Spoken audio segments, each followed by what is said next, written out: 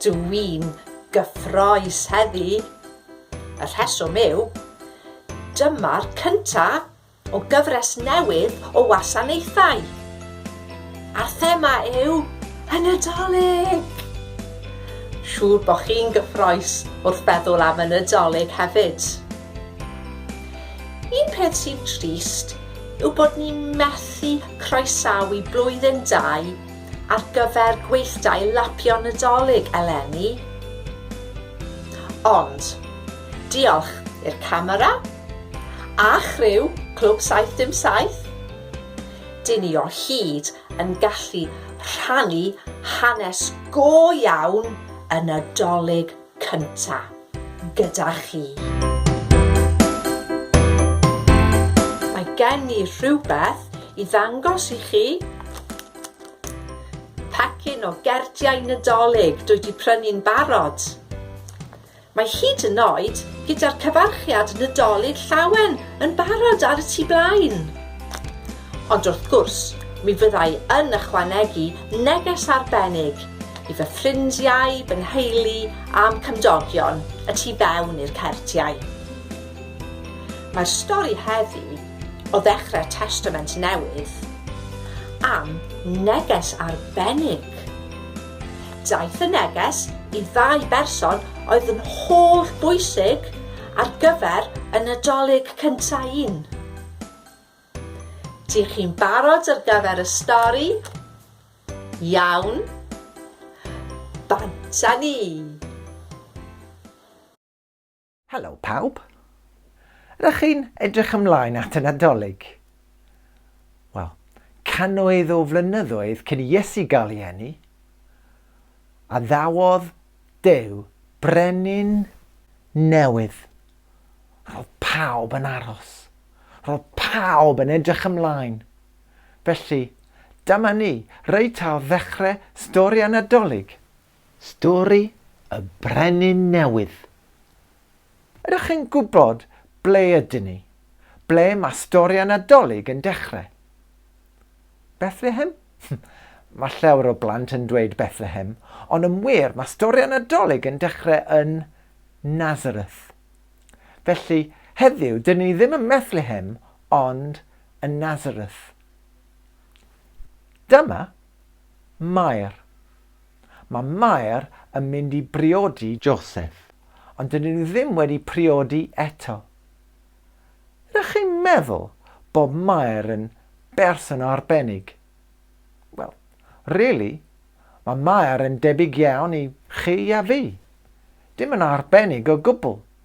Mae hi'n bwyta, cysgu, gweithio yn y tŷ, coginio'r bwyd, yn union fel pobl rydych chi a fi yn nabod. Ond mae Mair yn caru Duw ac yn ymddiried yno fe, trostio yn Dduw. Mae Mair yn edrych ymlaen at y brenin newydd mae Duw yn mynd i anfon. Ac mae gan Dduw gynllun sbesial iawn i Mair.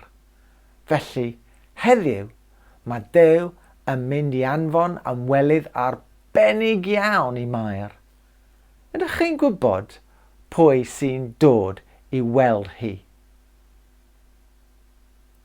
Da iawn, os ddwedwch chi angel. Angel oedd e.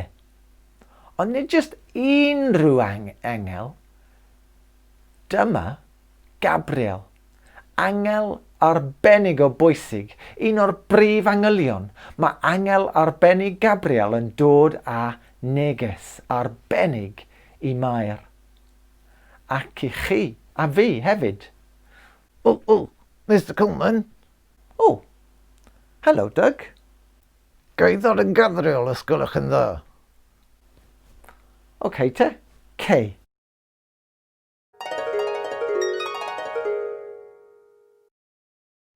Mae Gabriel yn dweud wrth Mair, Mair, mae Duw wedi dod yn dda i ti. Mae'r arglwydd gyda ti. Wel, mae Mair yn teimlo'n ddryslyd iawn. Dyw hi ddim yn deall beth sy'n digwydd na beth mae Gabriel yn dweud.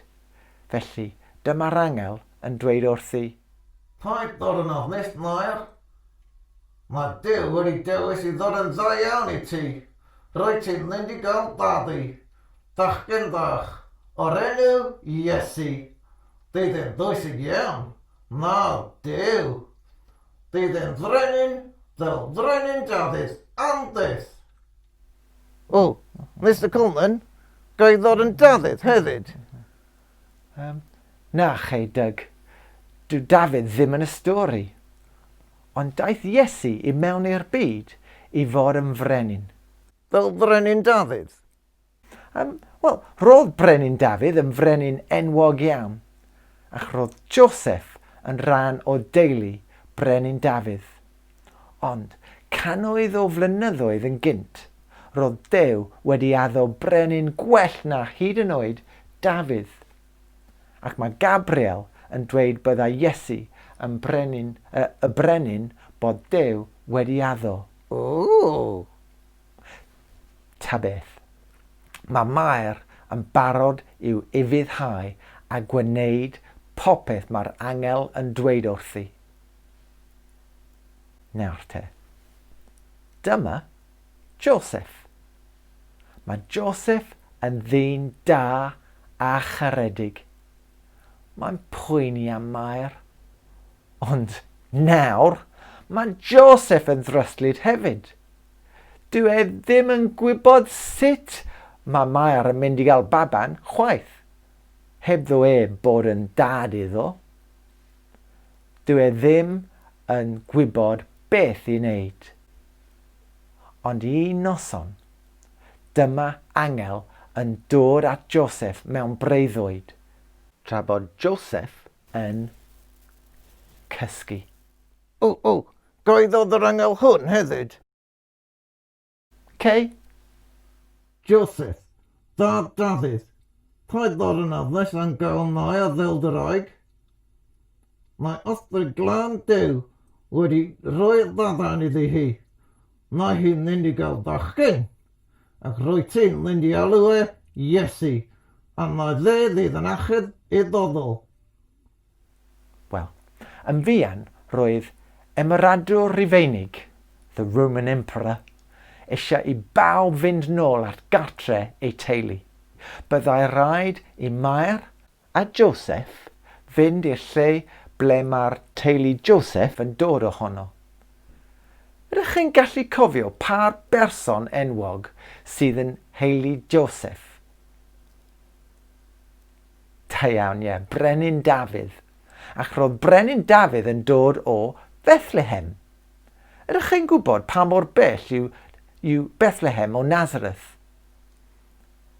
Ydych chi'n gallu ffeindio mas y pellter mewn atlas neu ar-lein? Pa mor hir fyddai'n cymryd I gerdded? Wrth gwrs, roedd Duw wedi addo byddai'n anfon Iesu, a dwedodd e bydda Iesu yn dod o dref Brenin Dafydd. Felly, mae'r daith o Nazareth yn bwysig achos mae'n gosod Mair a Joseph a'r baban Iesu yn y lle cywir, Bethlehem. Ac mae'n ddangos I ni bod Duw gwastad yn cadw addewidion. Amser I wrando ar Dduw ac I siarad â Duw mewn gweddi. Gweddiwn. Diolch Dduw bod ti'n siarad â ni mewn llawer o wahanol ffyrdd. Diolch bod Mair a Joseph wedi gwrando arna ti, a bod ni'n gallu paratoi at ddathlu Nadolig. Helpa ni I beidio â phoeni pan mae cynlluniau yn gorfod newid. Diolch bod o hyd golau ar ddiwedd bob twnnel tywyll. Diolch bod ni o hyd yn gallu trystio ti. 'Dyn ni'n gweddio yn enw dy fab annwyl, Iesu. Amen. Amen.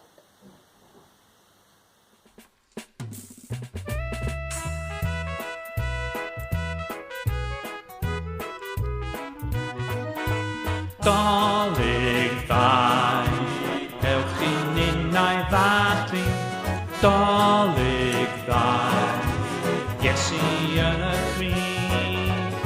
Dolig ddau, gwrandwch bawb a chredu, a fonno Duw waredwr fi. Mae'n amser moli Iesu, daeth yr angel lawr at Maer. Mae'n amser moli Iesu, blygad doethion yn y gwair. Mae'n amser moli Iesu, credu geiriaid yn y gair. A clwb y cor yng ngolion bryd, yn canu clod i'n hadwyd ni. Dolig ddau, ewch i ninnau ddadlu. Dolig ddau, Iesu yn y crib. Dolig ddau, gwrandwch bawb a chredu, a fonno Duw waredwr fi. Oes lle i gariad Iesu yn ein bywyd prysur ni. Fel mab i Dduw, fe ddau gornedd yn ffrind i ti a fi. Rhwng croeso i ti Iesu, dolig yma ato ni. Fel y cor ynghylion bryd, fe ganwn bod i'n hadwyd ni. Dolig ddau.